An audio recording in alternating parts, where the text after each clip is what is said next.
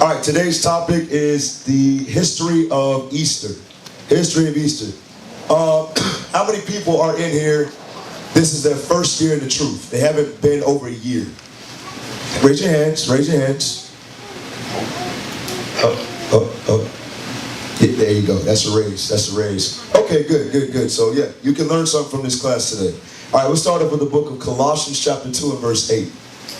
Colossians 2 and 8. The book of Colossians chapter 2 verse 8. Come on. Beware lest any man spoil you through philosophy and vain deceit. So the Bible says, beware if any man spoil you through philosophy, vain deceit. Come on. After the tradition of men. After who? The tradition of men. Come on. After the rudiments of the world. And not after Christ. And not after who? Not after Christ. All right, so as we get into today's class, what you'll see, not only just Easter, but all of these pagan holidays, they have nothing to do with the Bible. Do they try to take scriptures and manipulate them and flip them? Yes, they do. But when you actually go into the Bible, that's not what it's talking about. All right, from there, let's go to the book of Titus chapter 1 and verse 14. Titus chapter 1, and verse 14. The book of Titus chapter 1 verse 14. Come on. Not giving heed to Jewish fables. To what? Jewish fables. What is a fable? Give the mic to this brother. What's your name again, bro? Zakar, sir. Zakar. I remember that. Zakar. All right. It's a lie, sir. A lie, exactly. Not giving heed to Jewish lies, meaning what? Just because Christ did resurrect, because that's in the Bible, right? So that would pertain to the Jews. That doesn't mean that he resurrected on Sunday. That doesn't mean that. Or there's a such thing as Good Friday. These things, yeah, they come from the Bible, but that's not what it's actually talking about. And the Bible says what? Read it again. Not giving heed to Jewish fables. Come on. And commandments of men. And commandments of men. All right, we are not to do that. It says, beware lest any man deceive you. And it says, do not give heed to lies pertaining to our book. All right? Give me the first tab. Make sure you blow it up so the people can see on both screens. All right, this is from a book called The Two Babylons. All right, it's a very good book. Goes into a lot of good history of and origins of holidays. Written by Alexander Hislop. The Two Babylons by Alexander Hislop. Then look at Easter. What means the term Easter itself? It is not a Christian name. It is what? It is not a Christian name. Where does it come from? It bears its Chaldean origin on its very forehead. Chaldean origin. Who has the precept to show who the Chaldeans are? Who are the Chaldeans? Brother Joshua. Ezra 5 and 12. All right, give me that. Ezra chapter 5 and 12. So what is it talking about? It says it bears its Chaldean origin. Okay? Let's find out what that is actually talking about. Read what you got. The book of Ezra chapter 5 verse 12. Come on. But after that our fathers had provoked the God of heaven unto wrath, he gave them into the hand of Nebuchadnezzar, the king of Babylon. The king of who? The king of Babylon. Read. The Chaldean. The who? The Chaldean. So when it says the Chaldeans, it's talking about the Babylonians. All right? So let's go back to the book. It bears its Chaldean origin. It bears its Chaldean origin on its very forehead. Easter is nothing else than Astarte, one of the titles of Beltis, the Queen of Heaven. The what? Queen of Heaven. Okay, make sure y'all write that down. We're going to come back to it. We're going to deal with it in the scriptures. It says the Queen of Heaven. Come on. Whose name, as pronounced by the people Nineveh, was evidently identical with that now in common use in this country. In common use in this country, meaning what? The ancient Babylons, they did the same thing as the Americans today. Because Easter or Astar or Ishtar or Ashtoreth are the same person. They now in America celebrate the same thing that the ancient Babylonians were celebrating. Read on. That name, as found by Lyard on the Assyrian monuments, is Ishtar. Is what? Is Ishtar. Come on. The worship of Bel and Astarte, was very early introduced into Britain along with the Druids. Druids. Stop. All right, it says the worship of Baal and Astarte was very early introduced into Britain along with the Druids, the priests of the groves. Some have imagined that the Druidical worship was first introduced by the Phoenicians. Now, the Phoenicians. Now, the Phoenicians, that area, Phoenicia, is north of Israel or Jerusalem. All right? So I want to get that in your head because we're going to address that later as well. Now, from there, let's go to the book of Genesis chapter 10. All right, try to follow me. We're touching key points for a reason. It's all going to tie in together. Try to follow me. Let's go to the book of Genesis chapter 10, and we're going to start at verse 6. The book of Genesis, chapter 10, verse 6. Come on. And the sons of Ham, Cush, and Mizraim, and Put, and Canaan. And the sons of Cush, Seba, and Havilah, and Sabta, and Ramah, and Sabika. And the sons of Ramah, Sheba, and Dedan. And Cush begot Nimrod. And what? Cush begot Nimrod. All right, so we see from the line of Ham came somebody by the name of Nimrod. All right, read verse 8 again. And Cush begot Nimrod. He became to be a mighty one in the earth. Come on. He was a mighty hunter before the Lord. Now, when it says mighty hunter before the Lord, it just means what? He slayed the souls of men. All right, he caused a lot of people to sin. That's all it's going into. Read it again. He was a mighty hunter before the Lord. Come on. Wherefore it is said, even as Nimrod, the mighty hunter before the Lord. And the beginning of his kingdom was Babel. Was what? Was Babel. This is referred to in history as Neo-Babylon. In history, this is referred to as Neo-Babylon, meaning what? This kingdom came before the Babylon of Nebuchadnezzar. Okay? What's the name of his kingdom? Read it again. And the beginning of his kingdom was Babel. All right, from there, let's go to tab 6. Read that.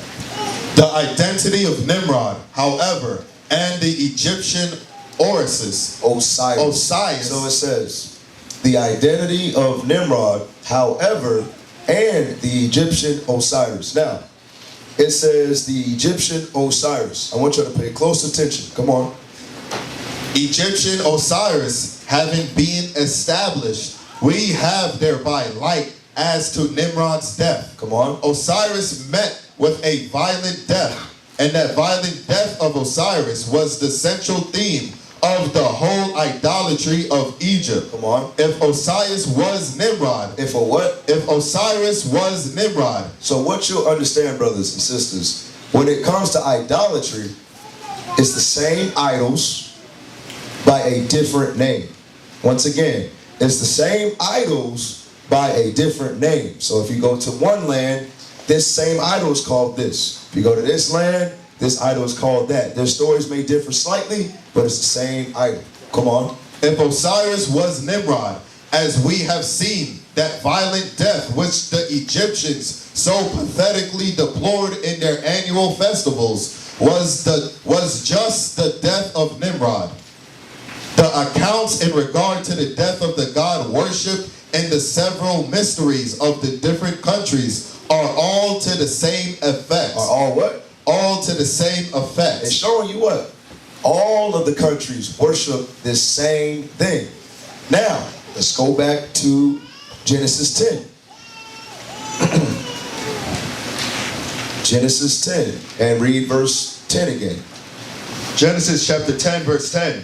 And the beginning of his kingdom was Babel, and Erech, and Akkad, and Calneh, in the land of Shinar. Now, let's go to Genesis 11, and we're going to start at verse 1.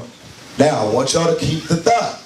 It just said, in the several mysteries of the different countries are all to the same effect. Meaning what? They all go by the same idols or pagan gods. There's a reason. Let's go to Genesis 11 and 1. The book of Genesis, chapter 11, verse 1. Come on. And the whole earth was of one language and of one speech. Read it again. And the whole earth was of one language and of one speech. So everybody at this point in time was all one. I'll say it again. Everybody at the time of Nimrod, we were all one. Read on. And it came to pass, as they journeyed from the east, that they found a plain in the land of Shinar, and they dwelt there. Come on. And they said one to another, Go to, let us make brick, and burn them thoroughly. And they had brick for stone, and slime had they for mortar. And they said, Go to, let us build us a city, and a tower, whose top may reach unto heaven. Whose top may reach where? Unto heaven. All right, because going into the question from earlier, as you'll see, idols, they separate you from the Most High God. That's what you have to understand. So, in doing so, they wanted to build a tower to overthrow the Most High. Read on. And let us make us a name, lest we be scattered abroad upon the face of the whole earth. Read.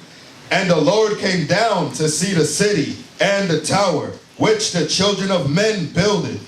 And the Lord said, Behold, the people is one. The people is what? The people is one. Come on. And they have all one language. And this they begin to do. And now nothing will be restrained from them, which they have imagined to do. Come on. Go to, let us go down, and there confound their language. And do what? Confound their language. Read. That they may not understand one another's speech. Read. So to the Lord scattered them abroad from thence upon the face of all the earth, and they left off to build the city. Therefore, it is the name of it called Babel, because the Lord did there confound the language of all the earth. And from thence did the Lord scatter them abroad upon the face of all the earth. So there goes your different countries, right? There goes your different languages, your different people. Now, read from, excuse me. You see to the right, it says, was just the death of Nimrod. Start at the. The accounts in regard to the death of the God worship and the several mysteries of the different countries are all to the same effect. Do y'all understand why they were all to the same effect? Oh, boy. Yes, sir. Boy, oh boy, I tried. Did I lose you? Okay, Johan, do you know what's going on? Do you even...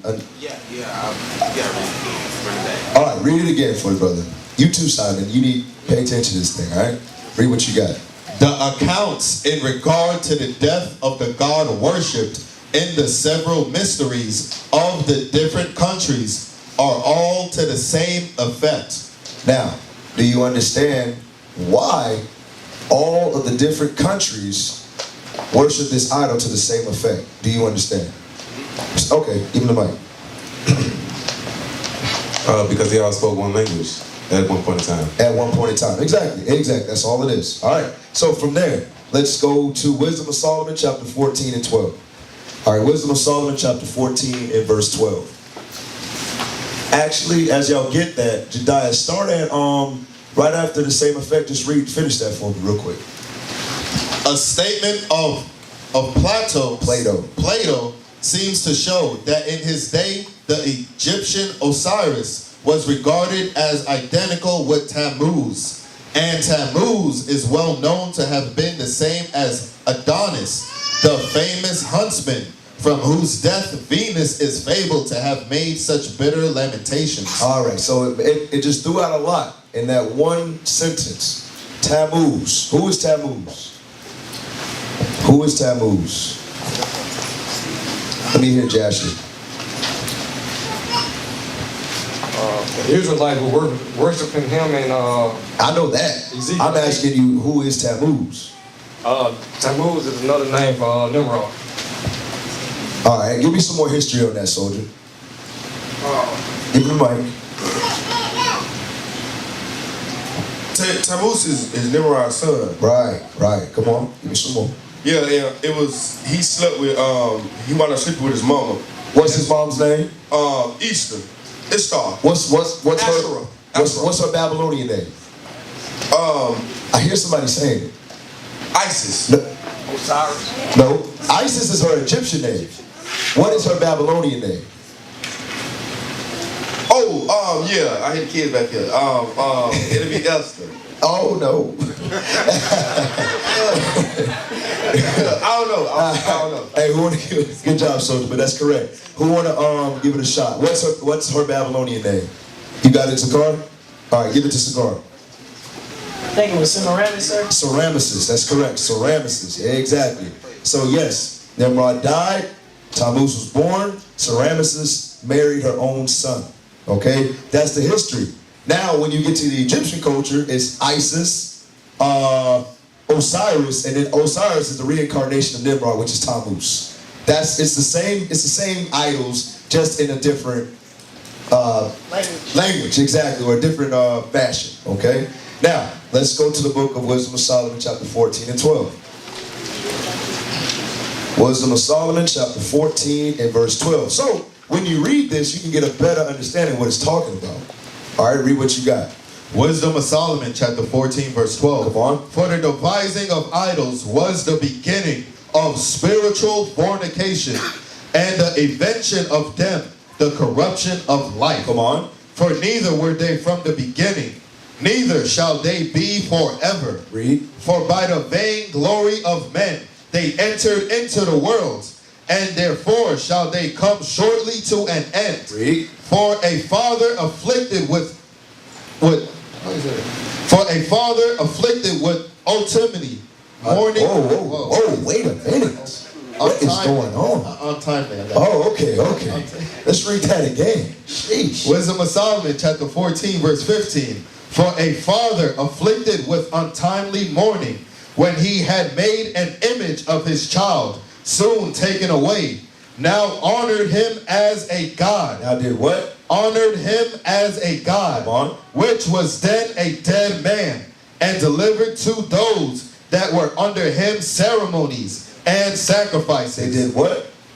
Delivered to those that were under him ceremonies and sacrifices. Come on. Thus, in the process of time, an ungodly custom grown strong was kept as a law. Was kept as a law. From this one story, it was kept as a law. And you see this story still being pushed in the earth through Christianity. Through Christianity. Where do you think the virgin birth comes from? Where do you think that comes from? It comes from Nimrod, Semiramis, and Tammuz. It's the same thing over and over and over again. All right, from there, let's go to Ezekiel chapter 8. Ezekiel chapter 8. Now we're going to connect it. That's showing what?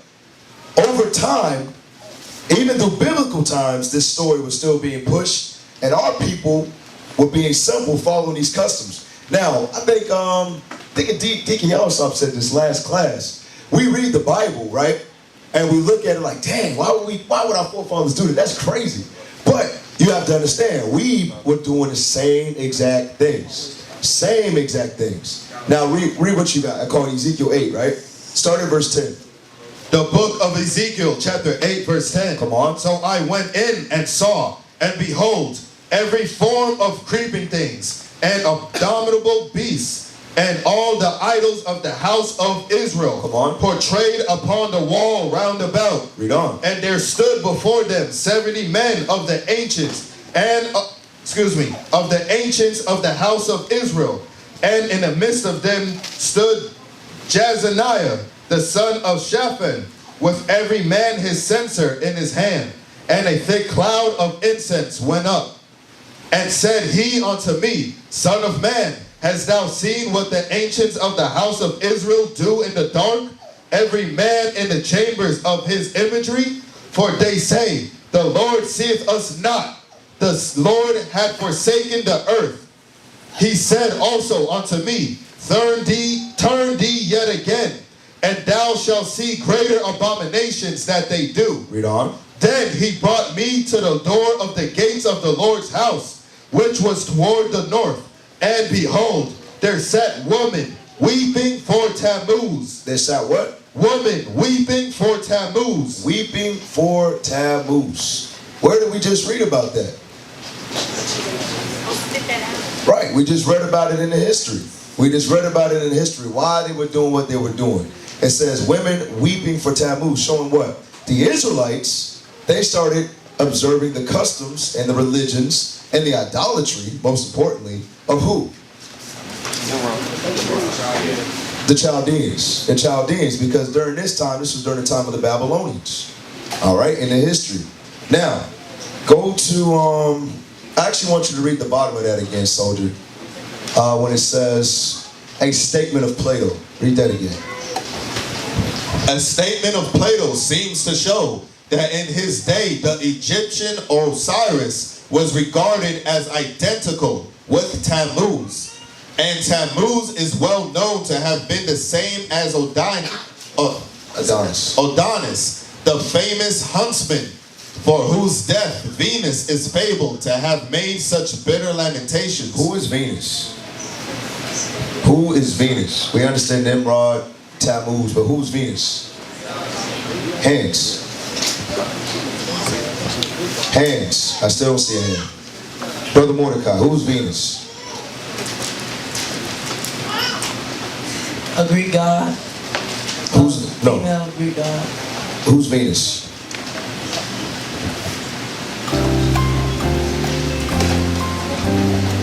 Is it Nimrod? No. This is not Jeopardy. It's another name for like Semiramis and Osiris. Just in Greek. It's another name for Semiramis and Isis. Exactly. Another name for Semiramis and Isis.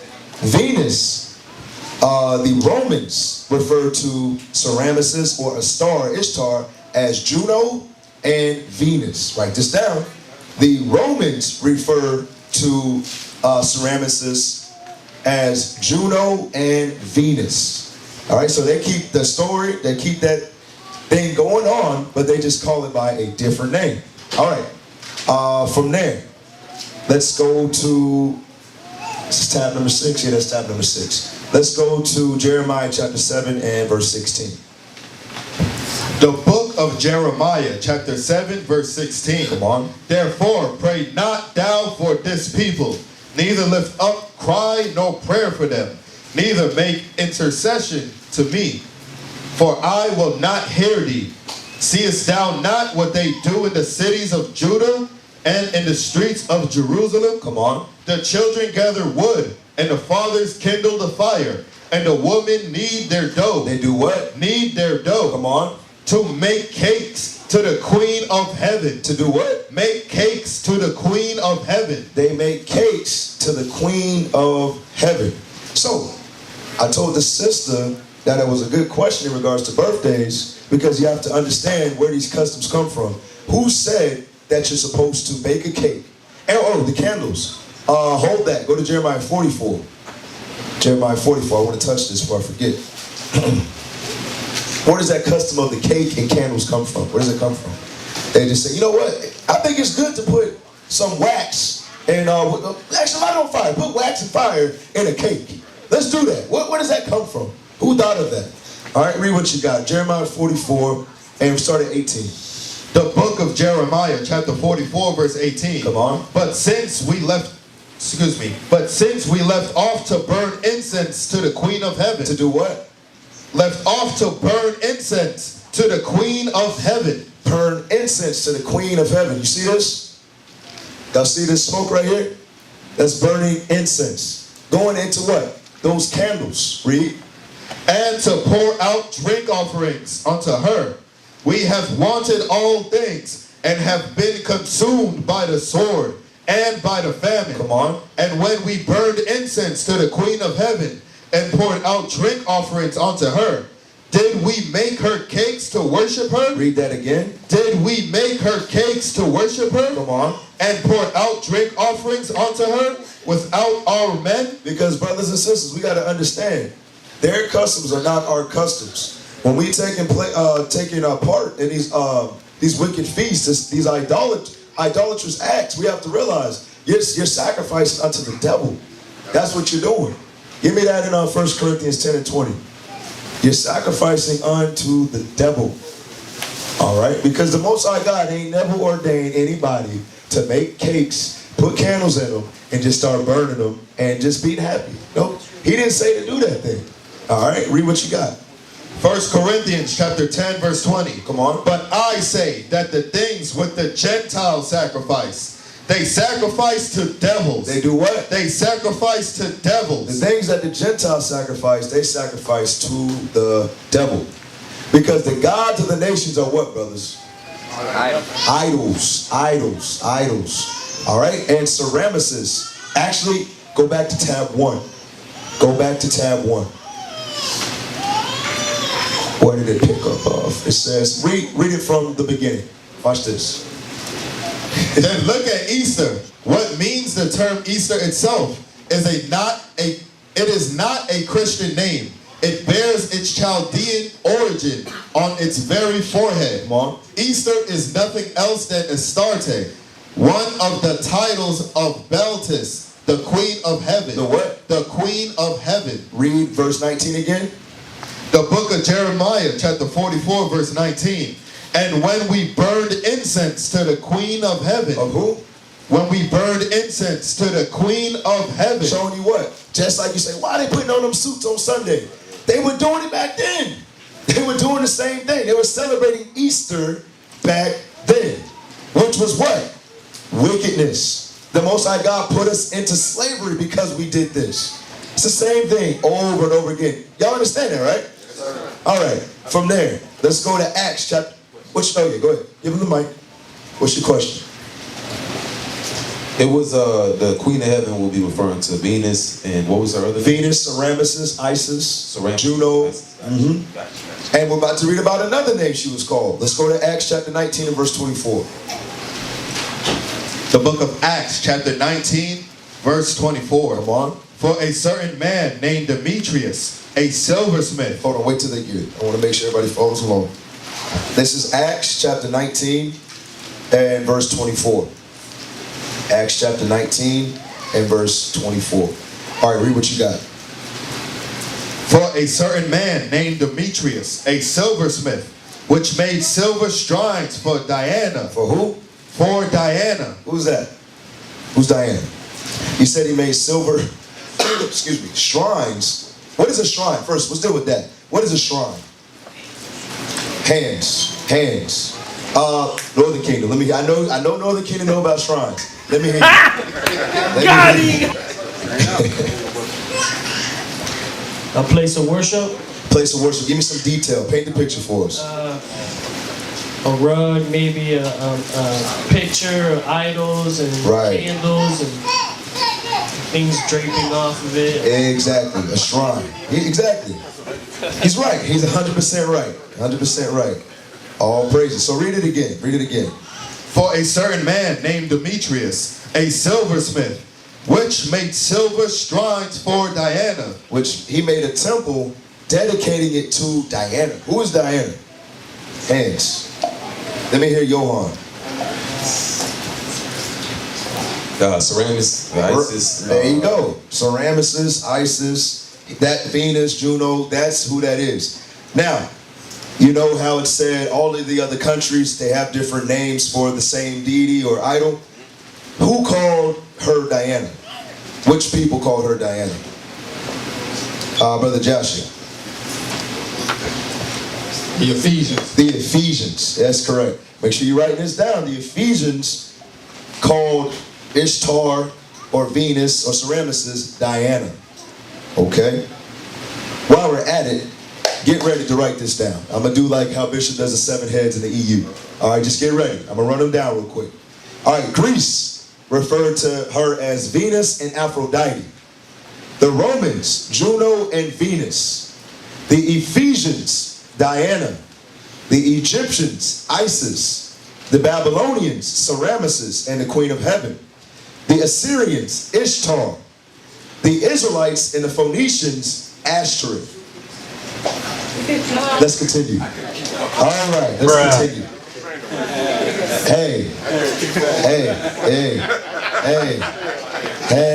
All right. From there, let's go to Acts 19 and 24. Let's read that. The book of Acts, chapter 19, verse 24. Come on. For a certain man named Demetrius, a silversmith, which made silver shrines for Diana, Come on. brought no small gain unto the craftsmen, Read. whom he called together, which the workmen of like occupation, and said, Sirs, ye know that by this craft Let's try that again. Let's try verse 25 again. Reset.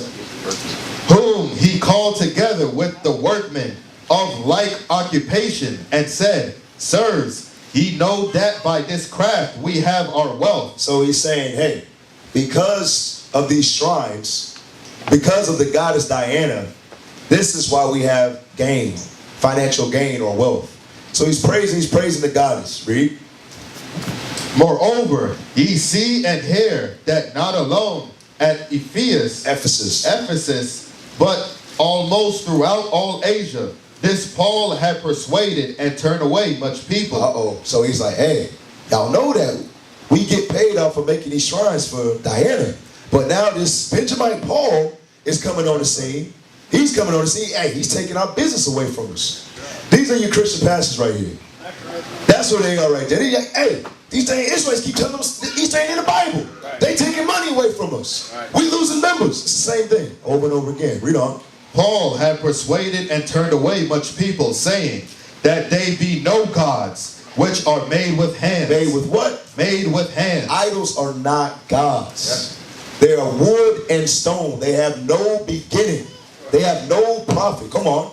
So that not only this our craft is in danger to be set at naught, but also that the temple of the great goddess Diana should be despised. You see that? You see that? They are worried that the people are going to lose faith in this idol. All right, read on. And her magnificence should be destroyed, whom all Asia and the world worship. And the what? All Asia and the world worship. Y'all have to understand, America's not the only country celebrating Easter.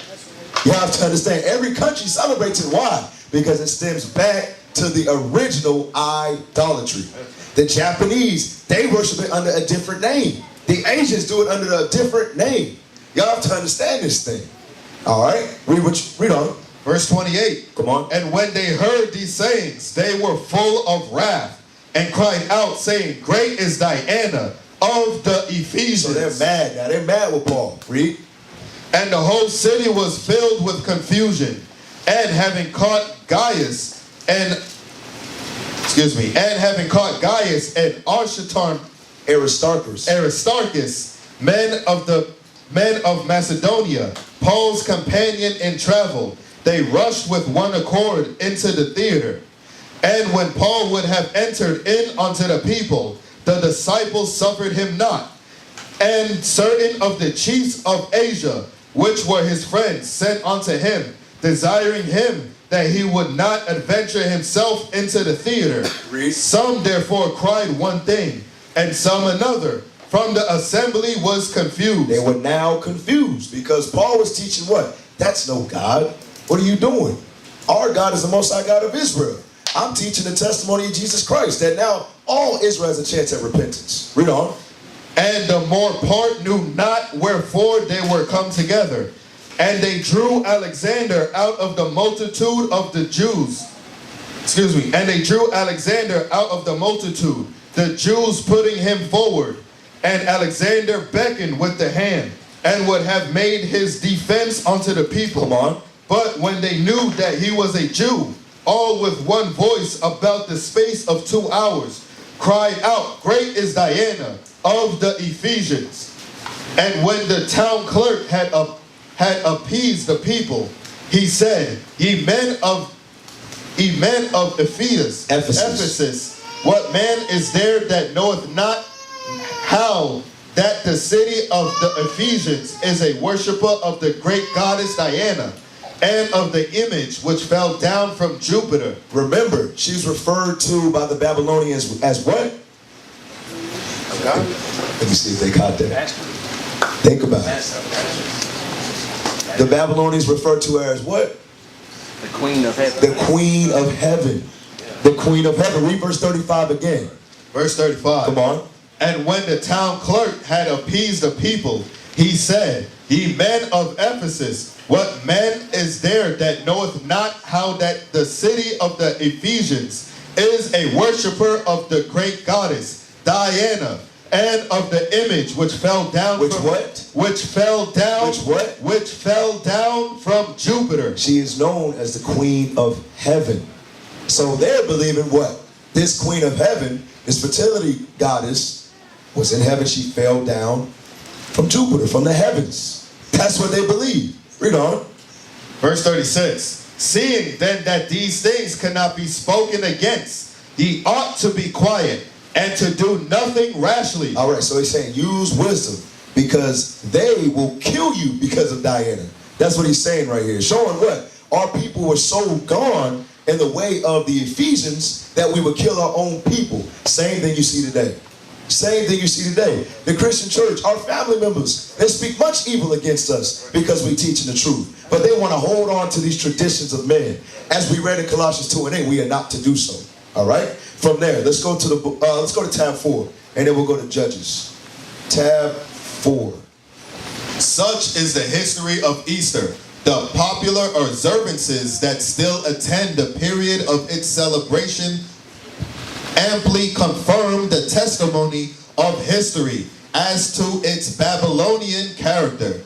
The hot cross buns of Good Friday and the dyed egg of Pasch, or Easter Sunday, figured in the Chaldean rites just as they do now. The buns known to by the identical name were used in the worship of the Queen of Heaven. Worship of who? The worship of the Queen of Heaven. And we just read that in Jeremiah. They used to bake the cakes. All right, the Catholic Church, they still have the buns. I know me growing up in the black church, I ain't never saw the buns. But you'll see the Catholic Church put those black crosses on their forehead. That's what you'll see. That custom comes from the Babylonians. All right, they still make the cakes. They call it the hot buns. They put the black cross on their forehead. Read on. Yes. Go ahead. The goddess Easter, as early as the days of Crepus, the founder of the Athens, that is 1,500 years before the Christian era, one species of sacred bread, says Brian, Read. which we used to be offered to the gods, was of great antiquity. Antiquity. Meaning what? They kept this custom. It was of high esteem. Meaning what? This is great of antiquity. We're going to continue to keep this custom going. Read. And called Bowen. Diogenes Laterus, speaking of this great offering made by Empedocles, describes the chief ingredients of which it was composed, saying, he offered one of the sacred cakes called Bowen, which was made of fine flour and honey. All right. From there, let's go to the book of Judges 2. Judges chapter 2.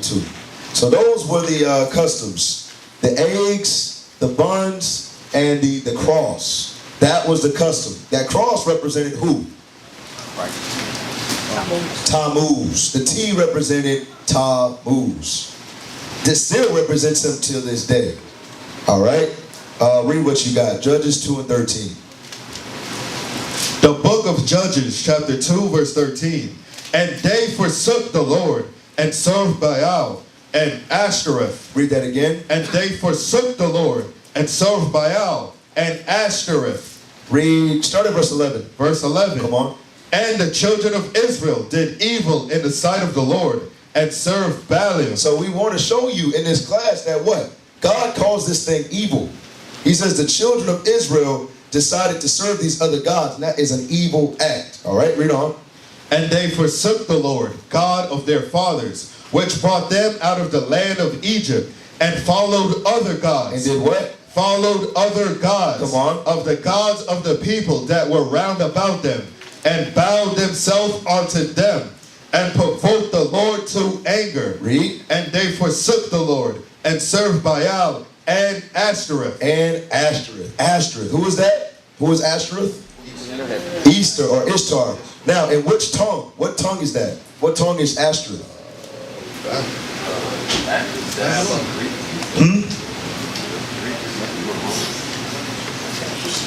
Which tongue is that? Which tongue is Ashtoreth? Who said it? Somebody said it. Babylonian. No. Hands. Hands. What tongue is Ashtoreth? And tell us. I'm gonna say it's Syrian. You're close, but no.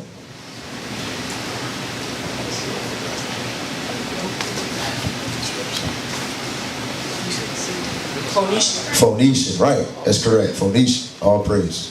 The Israelites, we also refer to this goddess as Ashtoreth as well. All right, Ashtoreth or Ishtar is the actually type that in on Google search. Type in Ishtar. It's a fertility god. All right. This the custom of the eggs also ties into this aspect of the quote unquote goddess as well. That's it. That's the one right there. The fertility goddess. Right there. So where are we at just now? Read Judges 2 and 13 again. The book of Judges, chapter 2, verse 13. Come on. And they forsook the Lord and served Baal and Ashtoreth. And Asher. This is who our forefathers were worshiping right here. Asher, the fertility goddess or Ishtar. All right. From there, let's go to tab 5. Tab 5. Now the Assyrian tongue is Ishtar. All right, and the Phoenician tongue is Ashtoreth. I read that. In ancient times, eggs were used in the religious rites of the Egyptians and the Greeks, and were hung up for mystic purposes in their temples. That's a shrine that we read in Acts 19. That's a shrine. Read. From Egypt, these sacred eggs can be distinctly traced to the banks of the Euphrates. The classic poets are full of the fable of the mystic egg of Read that again. The classic poets are full of the fable of the mystic egg of the Babylonians. Read Titus 1 and 14 again. Because with Easter, you see the bunny, you see the eggs. But in the literature, it says it right there. Read what you got.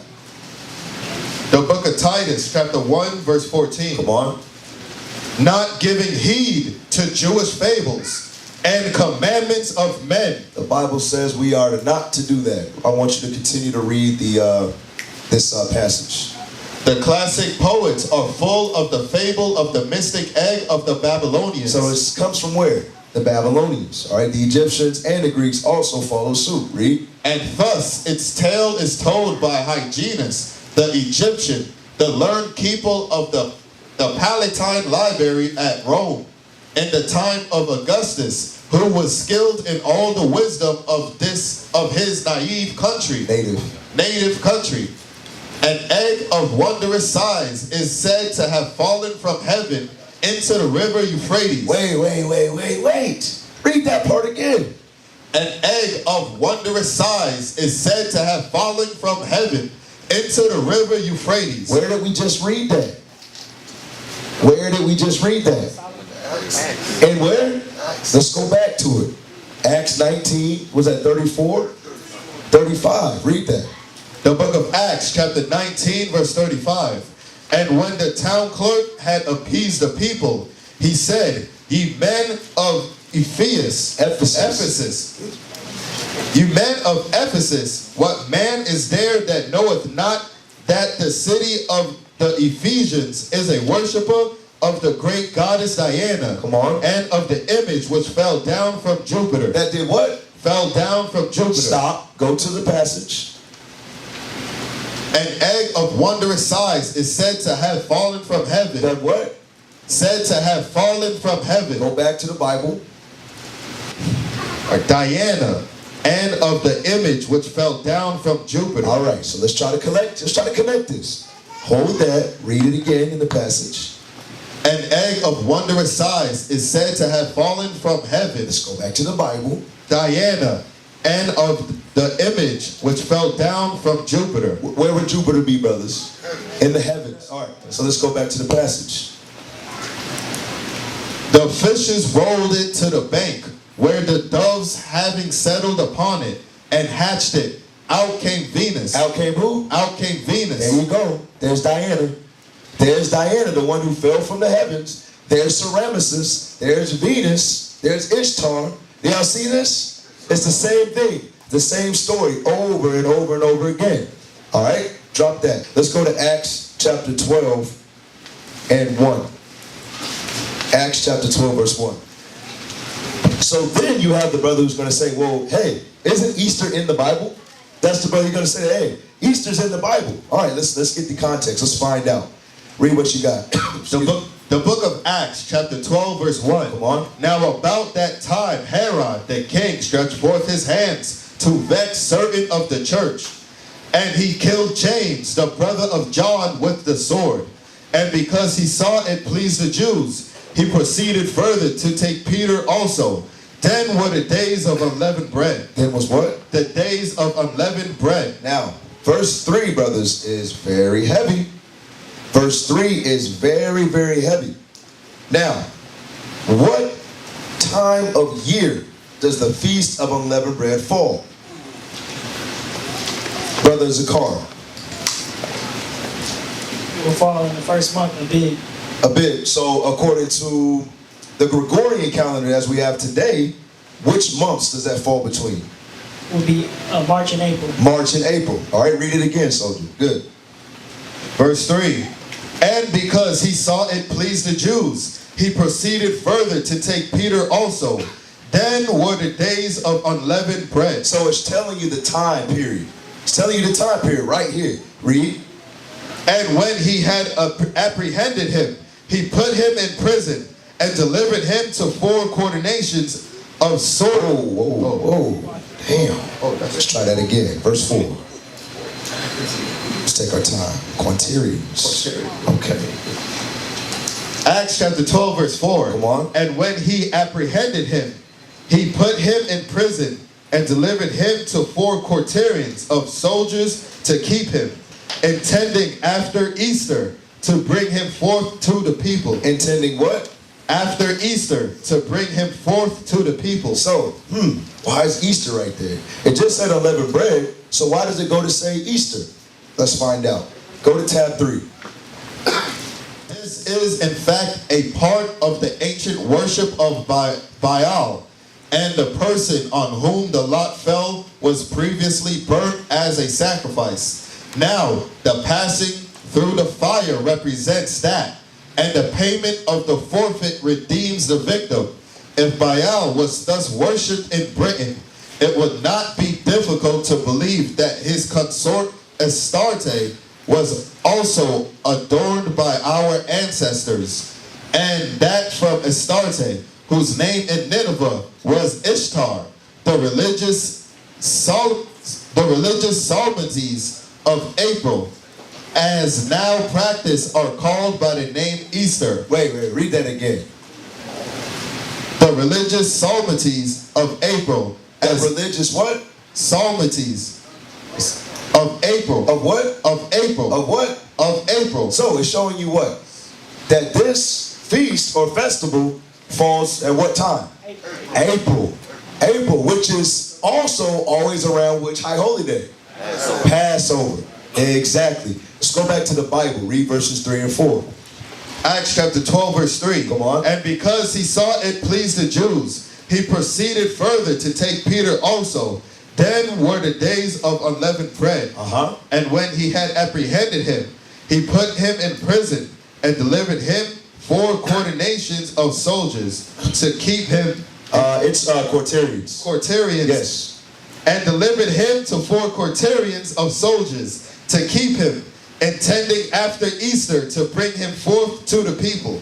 It says after Easter to bring him forth to the people. Showing you what? They always fell somewhere around each other. Now, who's ruling at this point in time? Romans. The who? The Romans. The Romans are ruling. Give me tab 2. Tab 2. Read that. The festivals of Rome are innumerable, but 5 of the most important may be singled out for ecclesiation. Viz. All right. So it says, but 5 of the most important may be singled out. So showing, hey, when it comes to America, they got all of these stupid holy days. They got National Donut Day. They have these crazy behind things. They got a lot. But they have their 5 core holidays. They have their core holidays that, hey, you better be off of work for this. I just found out I ain't even got to work tomorrow. I didn't even know that. They gave us off because of this wicked holiday. All right, read it again from the top, soldier. The festivals of Rome are innumerable, but 5 of the most important may be singled out for exclusion: Christmas Day, Lady Day, Easter, the Nativity of St. John, and the Feast of Assumption. Each and all of these can be proved to be Babylonian. Proved to be what? Proved to be Babylonian. Right. All of these things stem from what? Ancient Babylon. And now the Romans, which are today, the Americans today, they do the same thing. But you see Easter right there. So during the time of the Romans, we see in Acts 12 and 4, hey, there it is right there, Easter. Easter, one of the Roman festivals, was kept during the time of what? The Feast of Passover, or unleavened bread. Give me Luke 22 and 1. Same thing, Feast of Passover, Feast of Unleavened Bread, same thing. The book of Luke, chapter 22, verse 1. Come on. Now the Feast of Unleavened Bread drew nigh, which is called the Passover. Which is called the Passover. Now, give me John chapter 11, verse 46. Double fold, just to show who's ruling, and it's the same thing today. Same thing today. These pastors go to these seminary schools, they go to these Bible colleges, and they have to learn how to teach the Bible a certain way. They have to make sure that they construct their services, make sure that their church is ran a certain way, so they won't be in trouble with the powers that be. All right, same thing was going on during the time of Christ. Give me that in John 11 and 46. John chapter 11, verse 46. Come on. But some of them went their ways to the Pharisees and told them what things Jesus had done. Then gathered the Pharisees a council and said, What do we? For this man doeth many miracles. If we let him thus alone, all men will believe on him. Come on. And the Romans shall come and take away both our place and nation. Now see that? That's the same thing we got today with these Christian pastors. They are afraid to teach the people correctly, because if they do that, they understand what? Their status, their pension, everything will be taken away from them. But guess what? We live in a spiritual Sodom, spiritual Egypt, Rome. Actually, let me get that. Let me break this down. Let's go to the book of Revelations. We'll end here. I was going to go a different route, but we're going to end right here. Let's go to the book of Revelations 13. To understand the same way all of these different countries across the world, these different nations, kindreds and tongues, keep the same feast under a different name, you have to understand America itself is something very special about Babylon the Great. Babylon the Great incorporates every last thing ever since the old Babylon into this kingdom all in one. All of the great empires, Egypt, Assyria, Babylon, Medo-Persia, Rome, Greece, they incorporate every last trait and everything into this one kingdom. I want you to read the book of Revelations, chapter 13. I want you to start at verse 2. The book of Revelation, chapter 13, verse 2. Come on. And the beast which I saw was like unto a leopard, Read. and his feet were as the feet of a bear, Come on. and his mouth as the mouth of a lion. And the dragon gave him his power, and his seat, and great authority. All right. So, let's deal with this. Let's deal with that. It says, and the beast which I saw was like unto a leopard.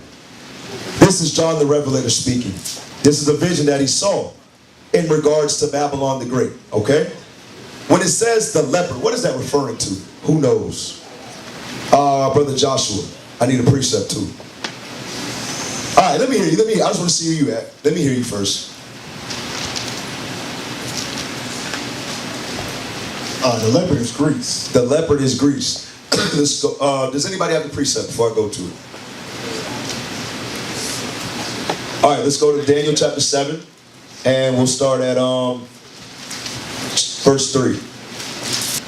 The book of Daniel, chapter 7, verse 3. And 4 great beasts came up from the sea, diverse one from another. The first was like a lion, and had eagle's wings. I beheld till the wings thereof were plucked, and it was lifted up from the earth, and made stand upon the feet as a man.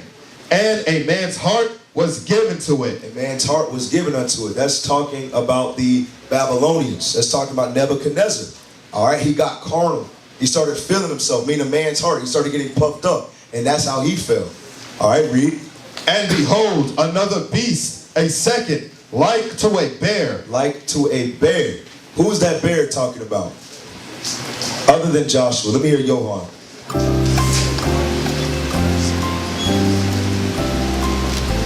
Was it Assyrians? Once again, this is not Jeopardy. Incorrect. No. Yes. Persians and the Medes. The Persians and the Medes. Exactly. The Persians and the Medes.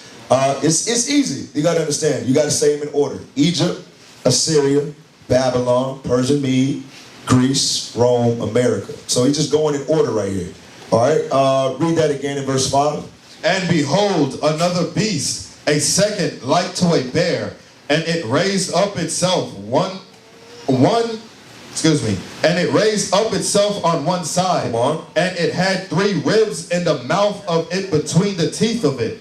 And they said thus unto it, Arise, devour much flesh. Devour much flesh. All right. Read verse 6 because it's going in order. So we'd have to know who 6 is. Read. After this I beheld, and lo, another like a leopard, which had upon the back of it 4 wings of a fowl. The beast had also 4 heads, and dominion was given to it. That's going into what? Alexander the Great and his 4 generals, which is the what empire? The Greeks, the Grecian Empire. So let's go back to Revelations 13 and 2. Revelation chapter 13 and verse 2. Read what you got.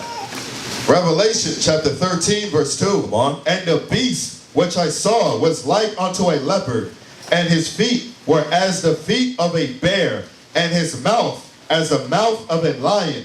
And the dragon gave him his power, and his seat, and great authority. So we see that Babylon or America today is what? They take attributes out of all of the great kingdoms that were before them. And they do it what? They put it all in one. But their cheat code is Satan himself. It says, and the dragon gave him his power. Meaning what? Their technology. I don't care. I know Obadiah loves to praise Esau's technology. He marvels at it. He thinks, he sleeps, thinks, dreams about it. He likes to share it with us all the time. But no, I'm not giving credit to the white man. Ain't no way that you know how to fly. That's garbage. How in the world that you just know how to fly all of a sudden?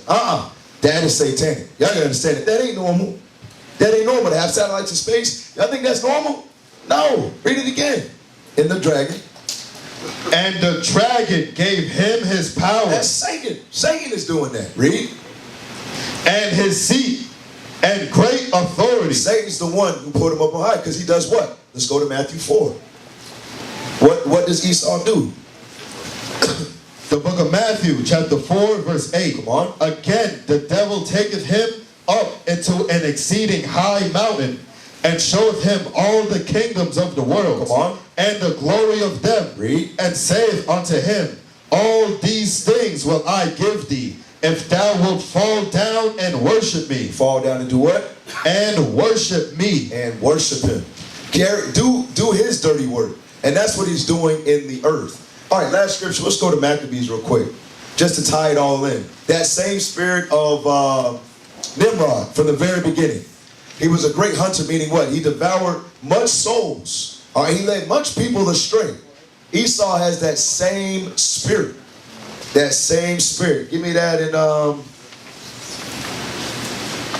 Maccabees 1 and 41. Read that. And we'll end here. The book of 1 Maccabees, chapter 1, verse 41. Come on. Moreover, King Antiochus wrote to his whole kingdom that all should be one people. That what? All should be one people. That what? All should be one people. Because that spirit is back on the earth today. Understand that. All the way from the time of Nimrod, that spirit came back through the devil himself, a.k.a. Esau, Idumea, the white man as we know it today. Satan's spawn. All right? Shalom. This is Bishop Nathaniel of Israel United in Christ. Please subscribe to our YouTube channels. Stay up to date with our latest events, music, and classroom lessons.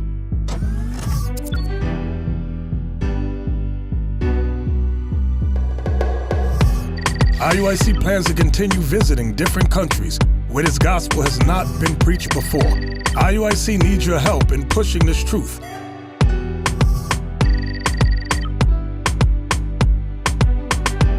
So join us. Subscribe to our Instagram, Facebook, Twitter, and podcasts, and stay up to date with us.